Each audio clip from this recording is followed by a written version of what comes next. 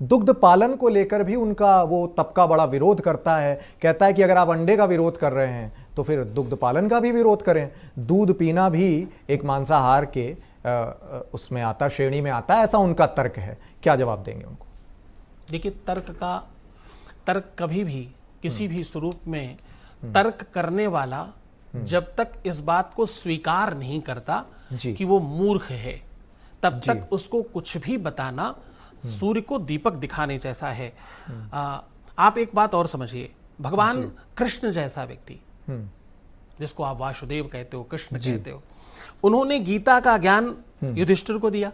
युधिष्ठिर ज्ञानी नहीं थे क्या? पुत्र भीष्म को दिया, जानकार नहीं थे क्या? जी। कर्ण को भी दिया, समझदार नहीं थे क्या? दुर्योधन को भी दिया, मिला नहीं। क्यों? जी। क्योंकि उनके अंदर शिष्य वाला भाव, शिष्यत्व का भाव नहीं था। अर्जुन को मिला, क्यों? क्योंकि अर्जुन कहता शिष्यस्ते हम साधुनाम ताम प्रपन्नाम, तुम मेरे गुरुजी, मैं तुम्हारा चेला जी। तो ही तो सीख पाओगे। तर्क करना बुरा नहीं है, ना कुतर्क करना बुरा है। मैं तो कहता हूं भैया, ऐसी कोई व्यवस्था बनाओ, उन कुतर्कियों को बुलाओ, सामने बिठाओ, तो बातचीत में आनंद आए। क्या है कि जो समझना चाहता है, शब्दों में कुछ नहीं रखा, समझने वालों में रखा है। केवल एक ही शब्द के कई सारे अर्थ क्रिएट किए जा सकते हैं। रोको मत जाने दो, रोको मत जाने दो जी साहब। शब्दावली से कुछ भी, कौन ये नहीं समझता कि अंडे और दूध का आप कैसे, मतलब अब चलो बोल ही देते, क्योंकि देखो क्या करूं, बत्तूर में हूं, आदत से मजबूर। बिल्कुल बोलना चाहिए। नया अगर पॉट हो, नया शौचालय की वो जो जहां पर आप प्रातः काल जाकर सोच के लिए जाते हैं, वो बिल्कुल नवीन हो, उसमें भोजन करेंगे क्या? हर अंग का अपना एक स्वभाव है जी। 5 कर्मेंद्रिय, 5 ज्ञानेंद्रिय, इसीलिए कहता हूं पढ़ा करें।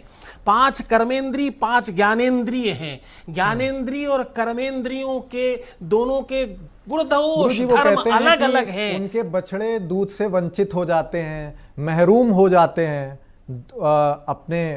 अपनी माँ के दूध से, और वो दूध जो है वो हिंसक तौर पे भी कई बार उसे निकाला जाता है, हिंसक रास्ते अख्तियार करके।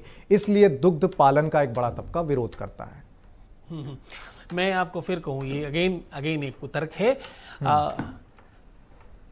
जब आप केवल एक व्यक्ति की व्यवस्था की बात करते हैं, जिस कोख में स्त्री और पुरुष पलता है, नर और मादा पलती है, अगर केवल उसके लिए व्यवस्था है तो केवल और केवल स्तन 2 ही होने चाहिए।